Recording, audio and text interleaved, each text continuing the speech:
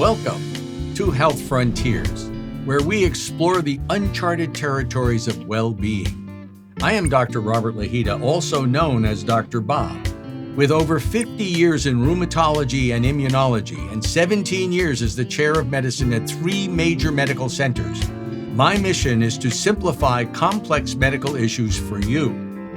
Join me as we uncover the latest breakthroughs in health, answer your pressing questions, and discuss nutrition and holistic living. This podcast is all about empowering you with the knowledge and tools to manage your health effectively.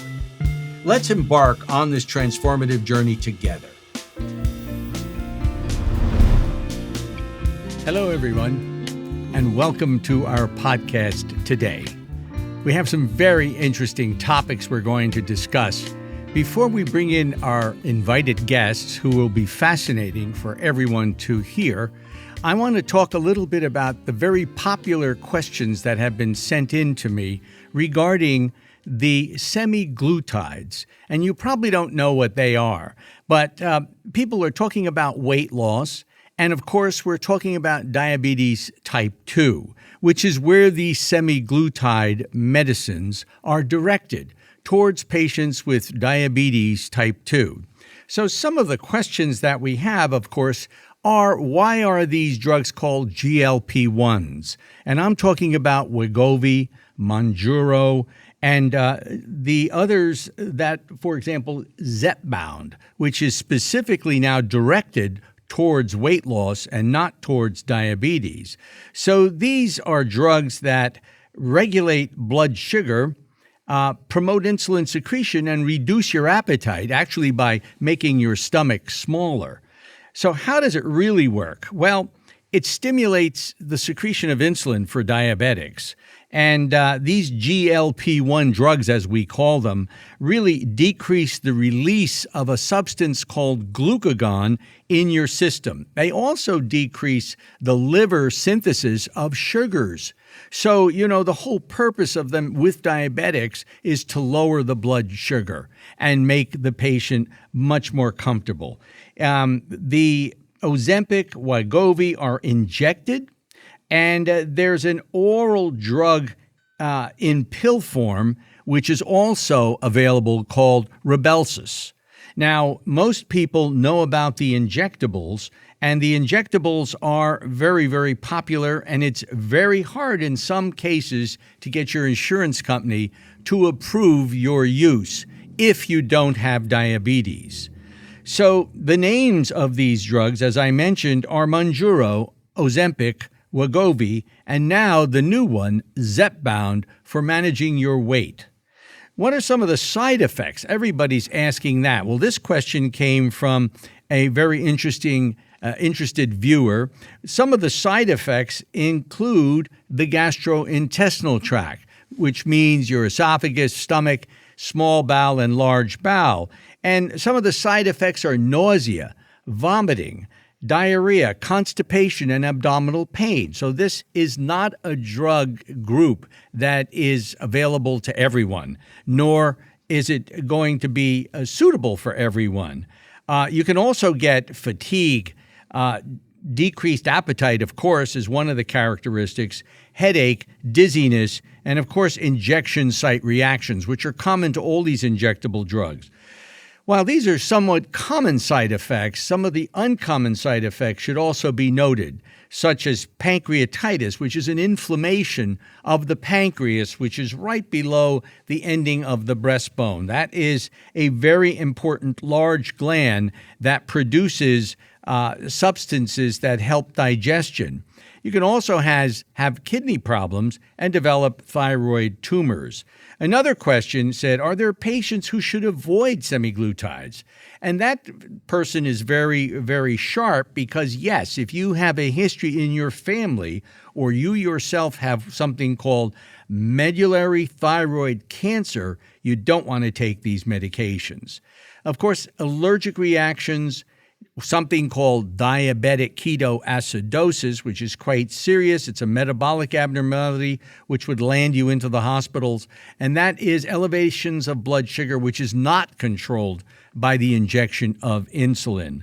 For example, people who are pregnant or breastfeeding should not take these drugs. And never begin the drug on your own or get a bogus, through the internet, a bogus prescription for a semaglutide. People who watch the news, they write to me, have been asked, are these drugs harmful to your eyes? Well, there was a report that came out about that a few weeks ago, and I'd say that they do not appear to increase the risk of diabetic eye disease. That's what the report said, and I think the study came out of Europe. And so another question is, I've heard of Ozempic face. And this lady writes, are there side effects on my face, my complexion, and my wrinkles? And I'm going to say categorically that there are a higher incidence of unusual skin sensations. Some people complain, for example, of hair loss while taking these injectables. These injectables, by the way, are given weekly, subcutaneously, with a very small needle. And so it's a very, very easy drug to take. And when people start having their weight melt away and they tell their friends, it becomes very popular, as you all know. There are some rare conditions that evolve from the use of the semaglutides, one of which is vasculitis, which is an autoimmune condition where there's inflammation of the blood vessels. And then the other is pemphigoid, which is an extremely rare autoimmune condition of the skin. I don't think that you're going to see that in the average semaglutide user.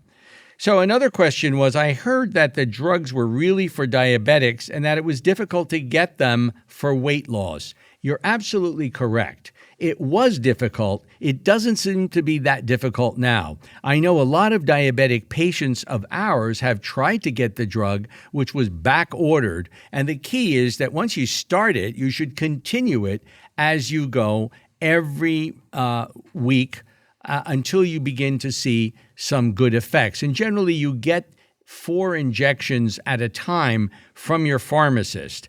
And the doctor, who's usually the endocrinologist, or your gastroenterologist, will start at a low dose and gradually work his or her way up in your system to see if you tolerate the high dose.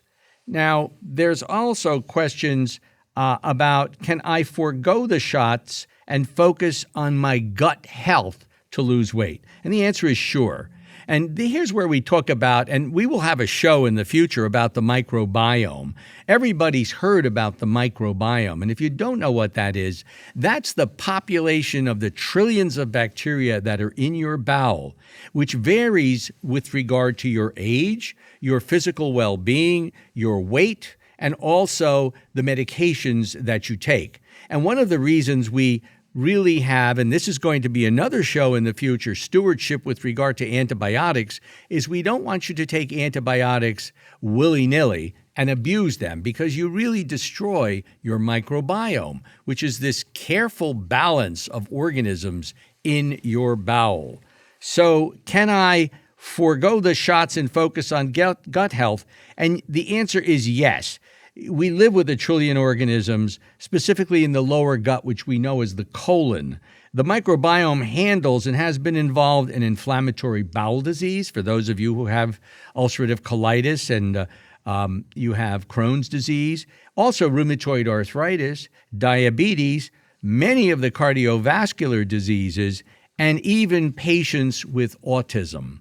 So admittedly, this drug class is the latest rage, and I know many of you are very interested in what I have to say about the semaglutides.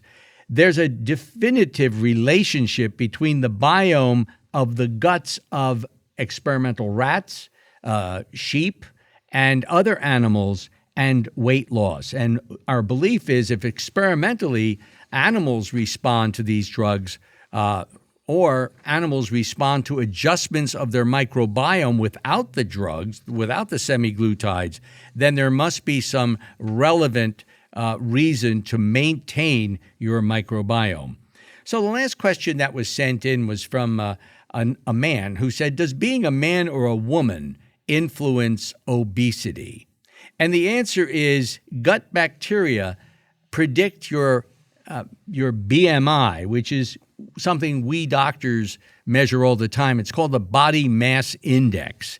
And the body mass index, or BMI, we use to calculate how much medication you should take at any one time. The good news is the semaglutides are not weight-based. There's a dose that you get, and you inject yourself once a week. But we look at waist circumference, and that's a new way to look at your obesity or your non-obese state. And we look at fat mass, which are undoubtedly different for both men and women. So analyzing stool samples and looking at the various strains of bacteria that we have seen in men or women shows profound differences in the bacteria of the bowel depending on the sex. Now, mind you, I'm not talking about gender. You can pick your gender, but your biological sex you can't pick. You're either an XX or an XY. And the bacteria in your bowel are really determined by your biological sex. How we metabolize substances certainly varies between men and women. And the data are going to be presented at the European Congress on Obesity in Venice, Italy this very year. So I am telling you that this is a very, very useful class of drugs for weight loss. We also see good effects in conditions like cardiovascular disease, blood pressure, and of course, one of the big ones is your knees and osteoarthritis. The more weight you lose using a semaglutide like a GLP-1, the more weight you lose, the less pain in your knees and a better lifestyle all around. So that's my solo discussion today about the GLP-1, better known as the semaglutide drugs, which are available to everyone, but one has to get it through a physician's prescription, and not through bogus emailing to get some counterfeit drug which may be harmful to you, but to get it legitimately and make sure your insurance company covers it before you start it. So now I'm going to bring in our guests and introduce his topic, and I'm very, very excited about him. So I'm very delighted to have our guest today, who's a very close friend and also a very accomplished neurologist. Dr. Steven Lamezow is an accomplished neurologist, as mentioned, and has been for over 44 years, and also a medical historian and an established author. And I'm sure he's going to talk about his book, which is FDR Unmasked. And it's an extremely interesting book for both historians and for physicians and for lay people, such as yourselves, watching this program. So let me introduce Steve. It's good to have you here. Good afternoon, Bob.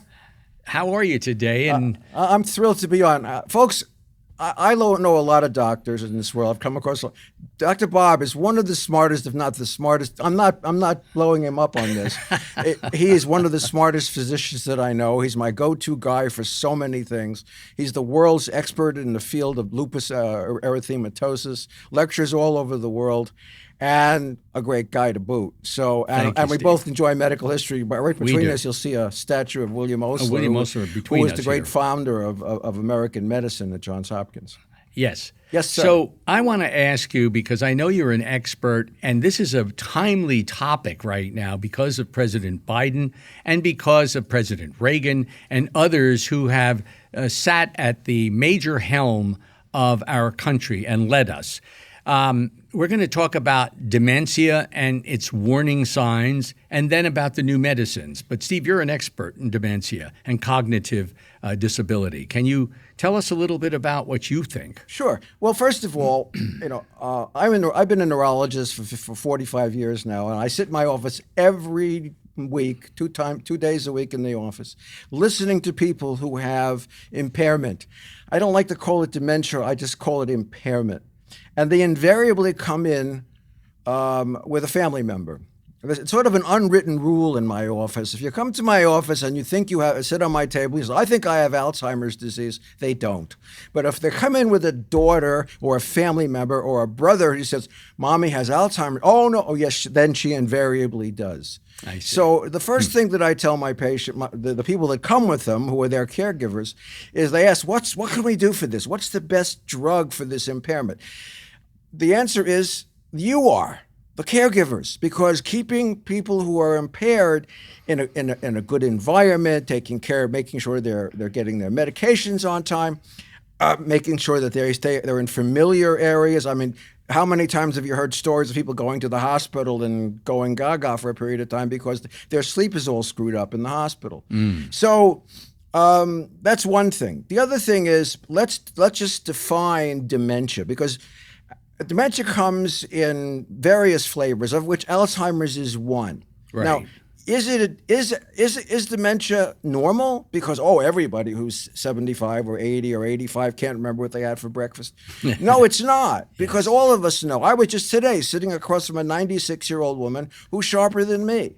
Yes. So we do see that all the time. Yeah, and we wonder what's the difference between those people who are sharp as tacks going forward with age and those who are, say, in their mid-60s who are failing. Well, when I started doing this, there used to be two kinds of dementia. One was called pre-senile dementia, and that was supposed to be before the age of 65. That was considered to be abnormal. Anybody over 65 with a little memory, but if they got a bad problem, then they would be called senile dementia. Right. Well, we know that it's a disease process, which a lot of people have in their brain, and sometimes it's symptomatic and sometimes it's not. So there are various flavors of dementia which have different characteristics. All Alzheimer's disease is not dementia, but all dementia is not Alzheimer's disease, right, but right. all Alzheimer's disease is not necessarily. There's more to dementia than just Alzheimer's disease. Right. So let's talk about. You asked about the new drugs. Yes. This is a brand new phenomenon right now. There's two new drugs which work by removing certain chemicals from your brain, right, which have been associated with dementia. I've been in practice all this time and treating a lot of people. Principle number one: once it's lost, it's gone. We can't restore anything that's already been lost. Right. What all of these drugs do, the old ones and the new ones, is they slow the process down.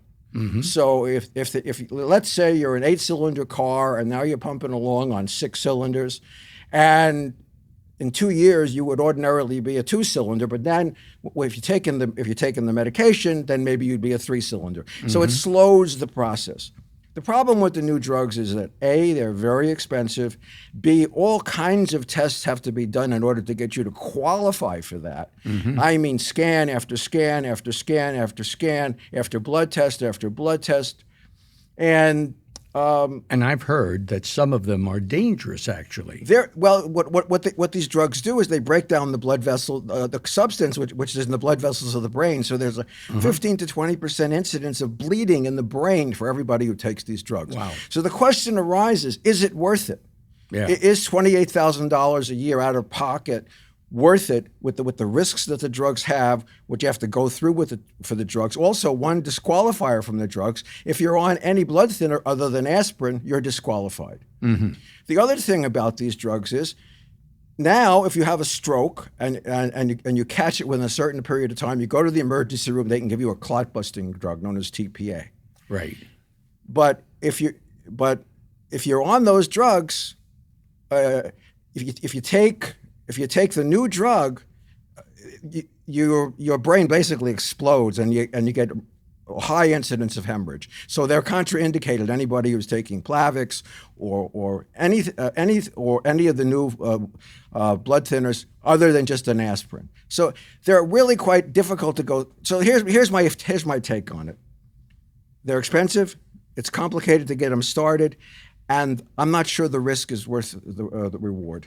Okay, that's very important to hear.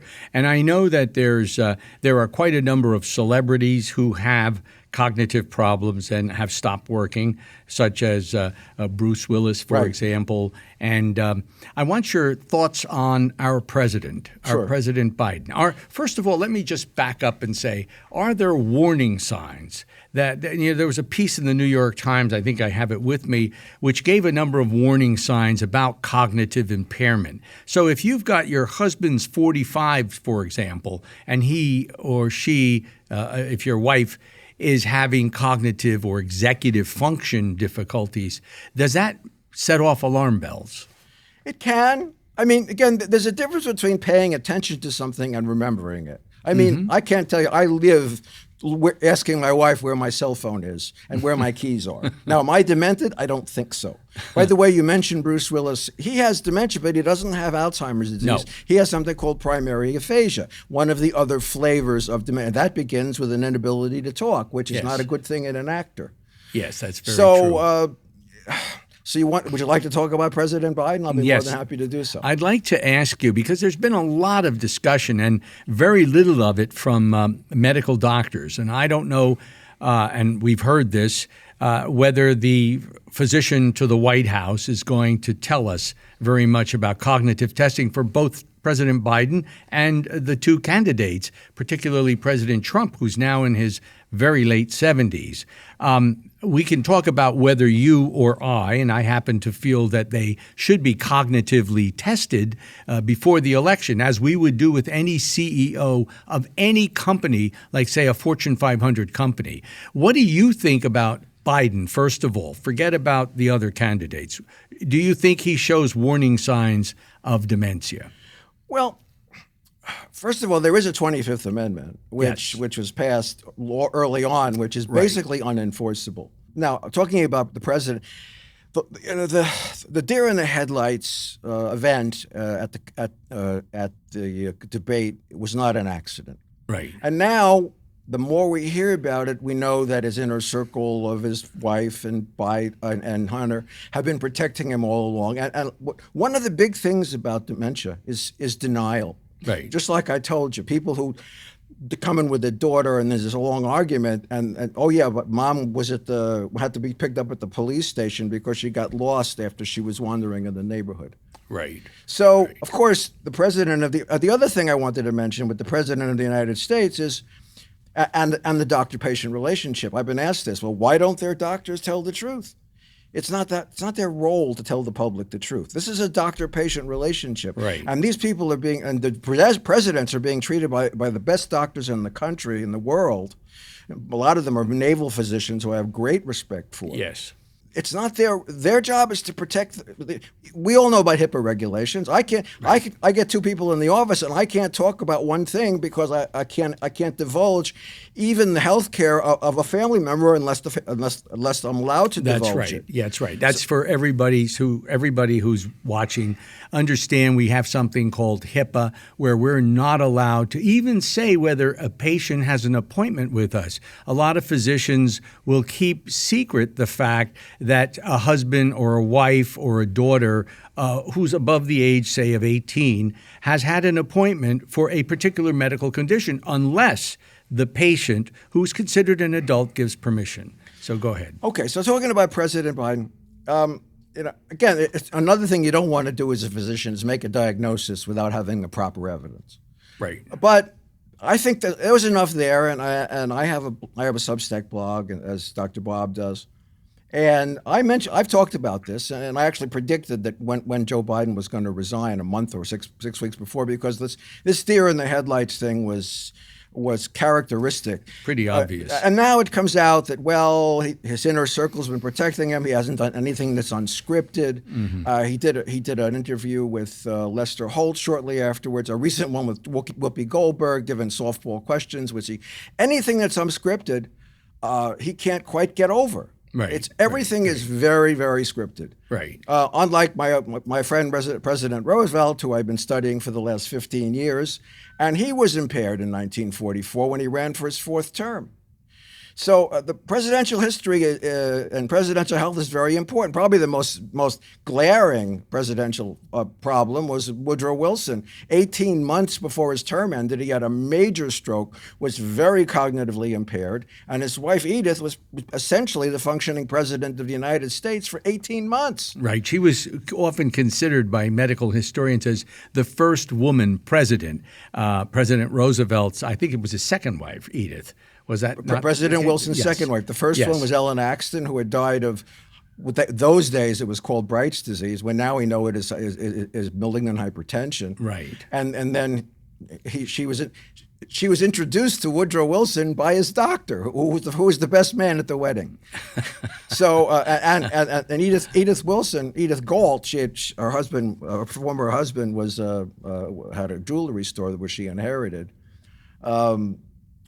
She was the best friend of Carrie Grayson, his physician's wife. So that's Yes. how it all got together. Yes. But anyway, that's probably the most glaring. I mean, a man who was clearly impaired, probably lost 1/3 of his brain with an occlusion of a major artery in his brain, yet he stayed in the presidency, and he was so convinced that there was something wrong with him, he actually wanted to run for a third term, and they had to say, no, you really shouldn't do that, Mr. President. Yeah, well, that's familiar to all of us. Yeah. So with President Biden, it's unfortunate, Yes, but very. it's quite true. I mean, and now he's 1 month short of his 82nd birthday.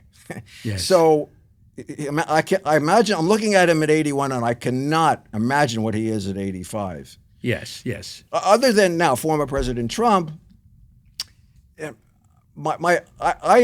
everybody keeps pointing out, what all the mistakes he makes, but I'm not convinced that he's impaired at all. Right, right. I'm not convinced. I think it's his personality that is a little bit unusual. Well, I have a short attention span. He has a very short attention span, to the point that they had to draw pictures for his presidential daily briefing so he could pay attention. Right, right. So, but he's functioned.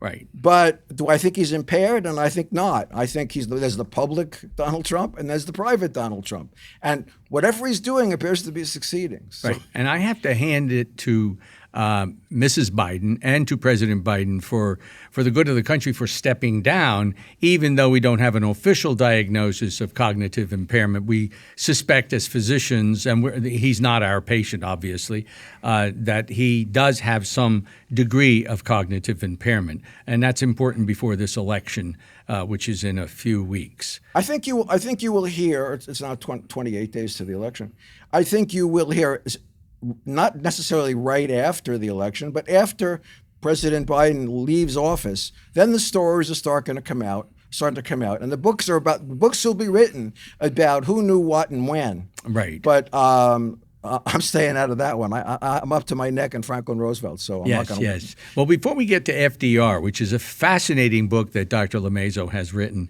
I want to ask about a physical examination being made and cognitive assessment being made public for our candidates for president and for vice president, because one heartbeat away is J.D. Vance and Tim Walz from the actual president. And forget about assassinations, but if they should get sick, and that has happened, if they should get sick, the presidents, our vice presidents should be capable of stepping up to the plate. Now, I've written for Substack on this about presidential health.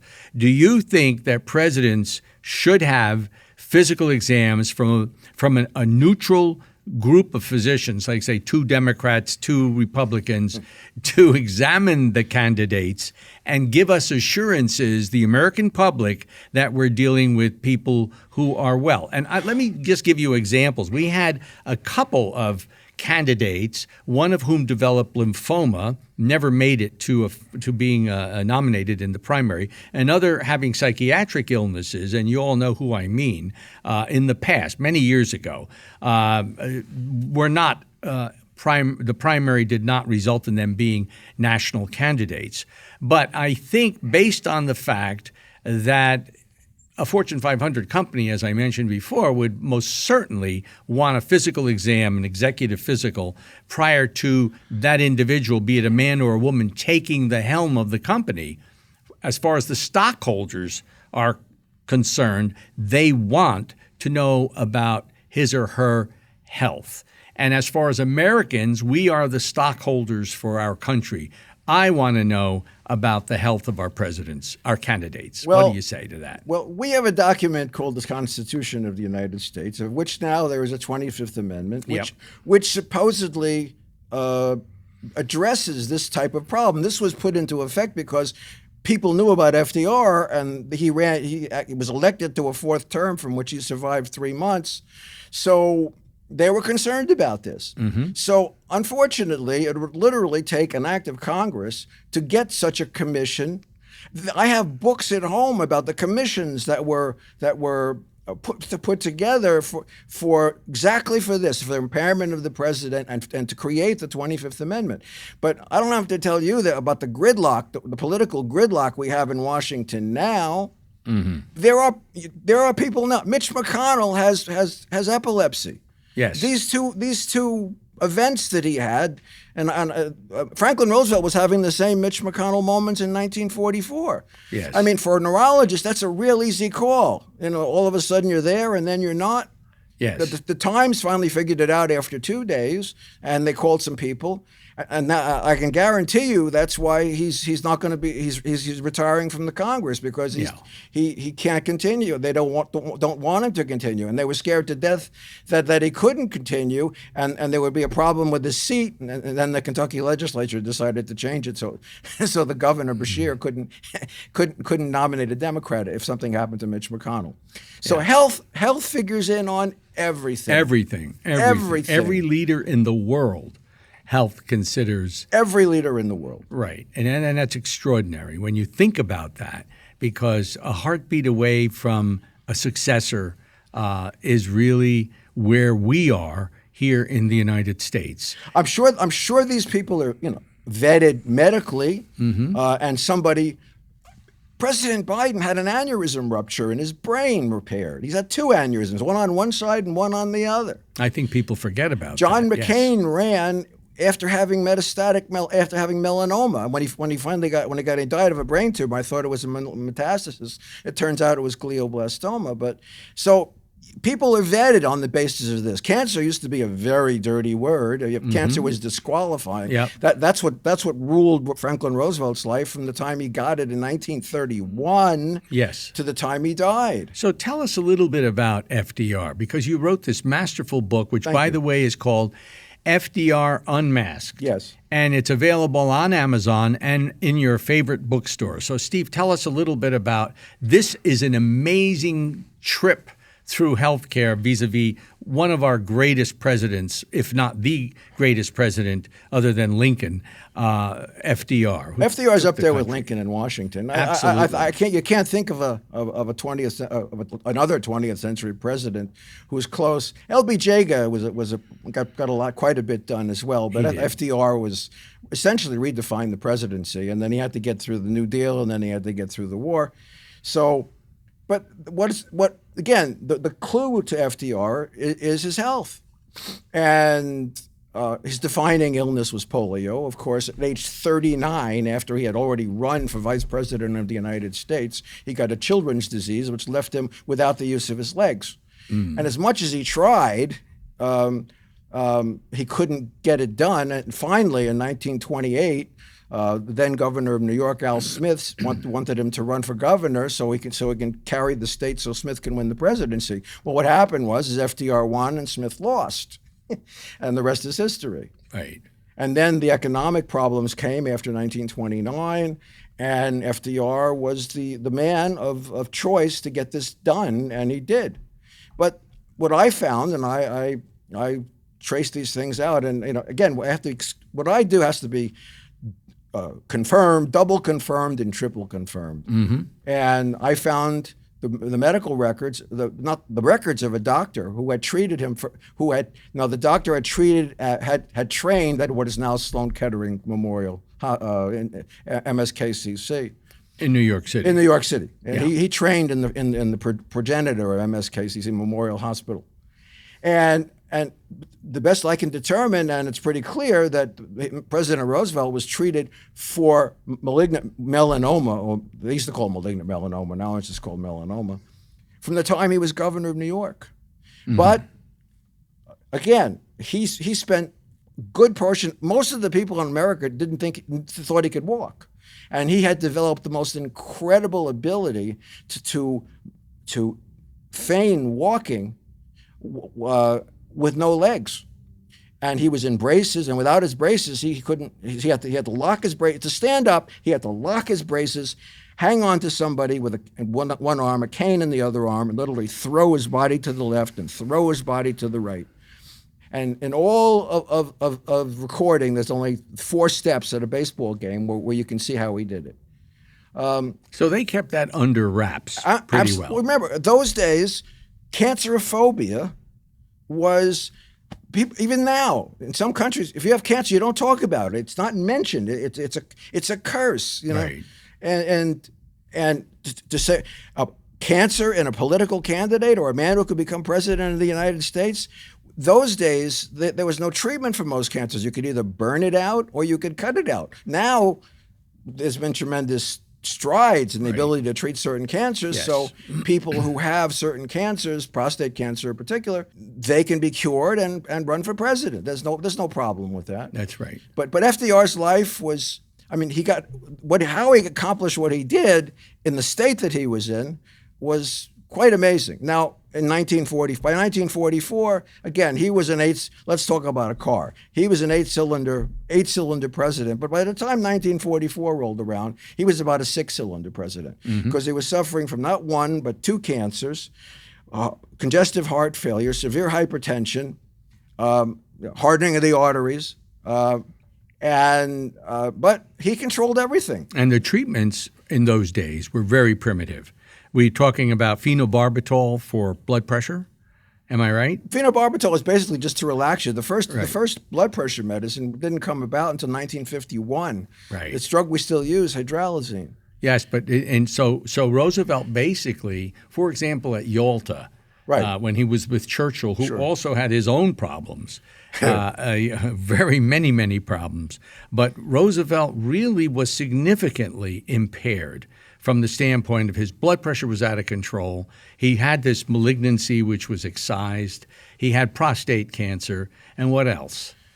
That's enough. He had multiple organ system failure. I mean, here's a man that's 6'2.5" tall, 6'3" tall. But when he died, he weighed 145 pounds. Wow. I can best describe it now. This has happened in Canada at a conference in September of 1944. Winston Churchill's physician is quoted as saying, he looked at him and he says, "Men of this age do not become thin for nothing." Right, for no reason. So he's implying that he knew what was going on. Yes. And this was in Montreal in September of 1944. Right. But those days, the press was completely controlled. Every word was controlled. Right. These days, you really can't get away with it like you could before because the press is on everything, and there's reporters all over the place trying to scoop somebody else on some medical problem. Right. Every day yesterday there was an article in the Times about why Trump isn't revealing that he's impaired. Well, right. First of all, it's none of their business unless it affects national security or it has an effect on the future. Mm-hmm. Now, I'm not going to talk about politics, but when someone is impaired, they should not be president. When someone isn't impaired, for whatever other flaws they may have, right? But it's up to the voters of America. So just to be clear, you've said that Trump is not impaired, no cognitive problems. He has a personality that is a little unusual, and I'm sure without getting into politics, we can agree on that. Well, I'm not his doctor. And I'm not either. And his hired doctor, there was one guy way back who was, just a joke. Right. But remember, Donald Trump is being taken care of by the United States military physicians, by the Army, by the Navy. That is the cutting edge of medicine, not only in America, but in the world. And that's what it was when Franklin Roosevelt was president. Right. Yes. So, I mean, look at Franklin Roosevelt's number one advisor, Harry Hopkins. Right? Yes. Now, we know that he was grooming Harry to be vice president of the United States. In 1937, he gets stomach cancer.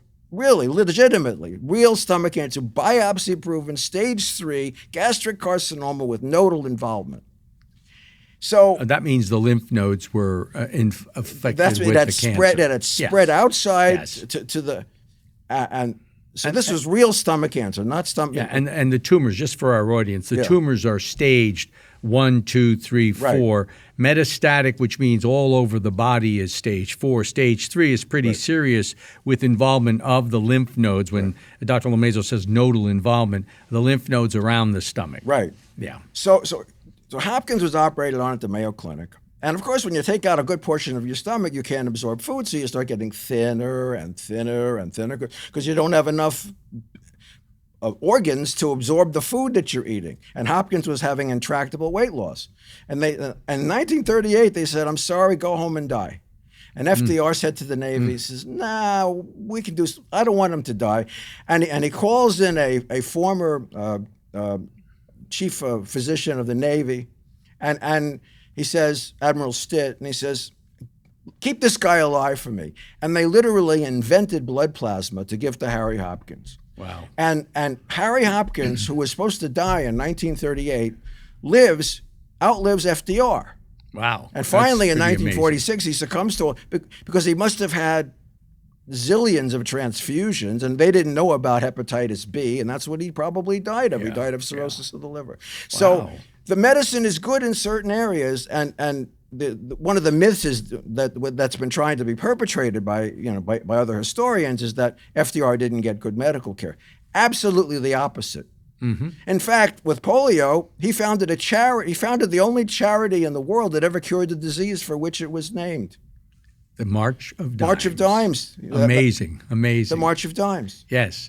And that is such a historical vignette. And it is no accident that 10 years to the day after FDR died, Jonas Salk announced the vaccine. Right. Because it was funded through the March of Dimes. Which is extraordinary when everyone in America thinks about that. And just to put everything in perspective, FDR was very secretive because of the times. The country was in World War II. It's amazing that he led the country even though he was so ill.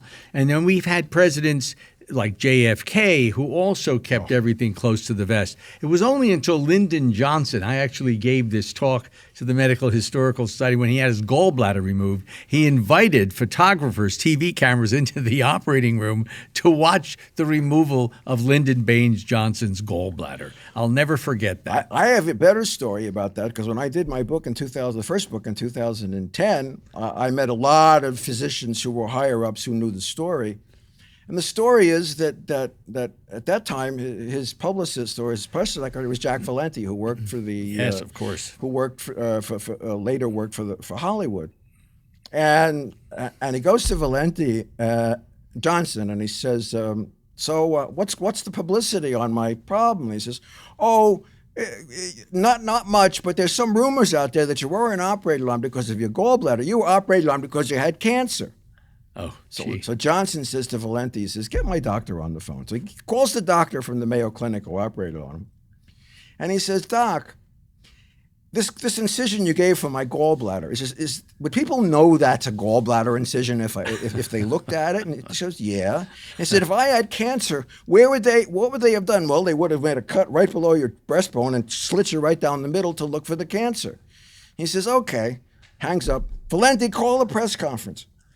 He goes on the tarmac of the hospital. Yes. "Hi, folks. Look." Yes, I remember that. They go back into the hospital. He says to Valenti, he says, "That's one rumor squelched." That's right. So that was the beginning of full disclosure. And to some degree, Eisenhower was known to have had Crohn's disease. And these days they wouldn't have operated on him, but they did. And cardiac disease. He had the same cardiologist to some degree that FDR did, Paul Dudley White. That's right.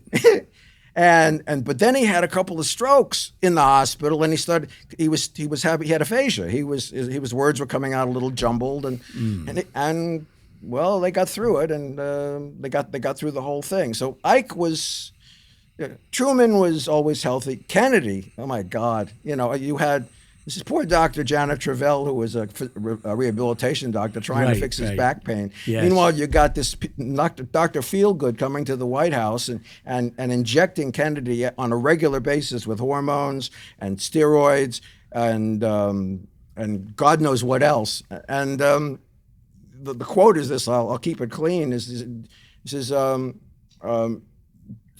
Bobby says to him, he says, Jack, he says, we don't even know what's in that stuff he's giving you. He says, I don't care, it works. So that's right. I cleaned that one up a little bit. Yes, that's very good. Very good. But JFK has made medical history. He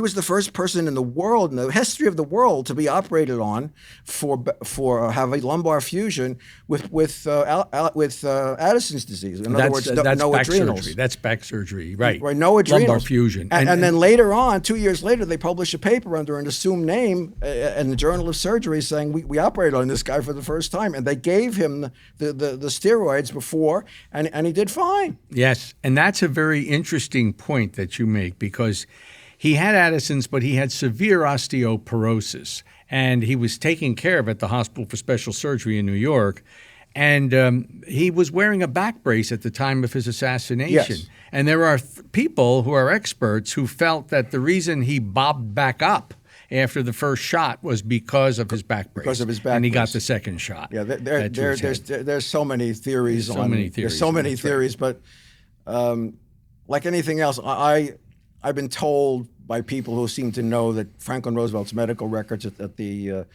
Lay Clinic where he was treated and was covered up will come out at the 100th anniversary of his death. Now, I'll be 97, folks, but think about me when you learn about FDR's it in 2025, in 2045.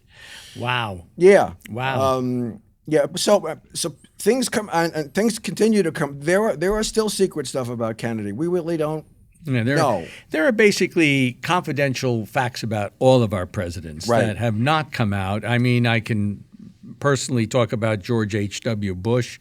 We know a lot about some of the other presidents that Ronald Reagan, there's always that discussion, did Reagan have early cognitive disability before we knew he had Alzheimer's prior to his death? Right. And the answer is probably not, although he might have shown some clues. I've been asked many times, why don't you do Reagan? Yeah. And I'm up to my neck in the Roosevelt family right now, so I really don't want to start with the Reagan family. Yes, of course. It is not unusual for people to cover up their loved one's health.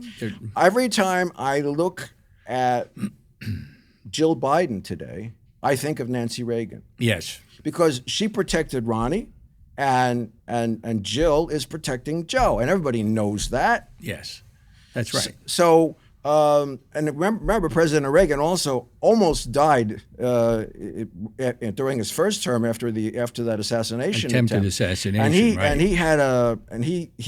if the car wasn't right there and they didn't get him to the hospital and put a chest tube in him, he would have been dead in 3 minutes because he had we call attention pneumothorax. Right. So modern medicine saved him. Now the question is, at that time, a man in his 60s, it seems like a lot to say 80s and now 60s, a man in his 60s who may have a problem, what happens if your blood pressure falls for a period of time and you get some brain damage from the that's a good point. That's a very good point. And Reagan, yes. The question is, of course. But then he ran for a second term and succeeded. And it was kind of an open secret in Washington in the last year or two of Ronnie's term, Reagan's term, that he was impaired. And then, of course, 4 years later, they finally admitted that he had Alzheimer's type dementia. But we knew pretty much what was going on at the time. Just like I hate to say it, but just like now. And I just hope that President Biden gets through the next few months, and then he can enjoy his retirement, be with his family.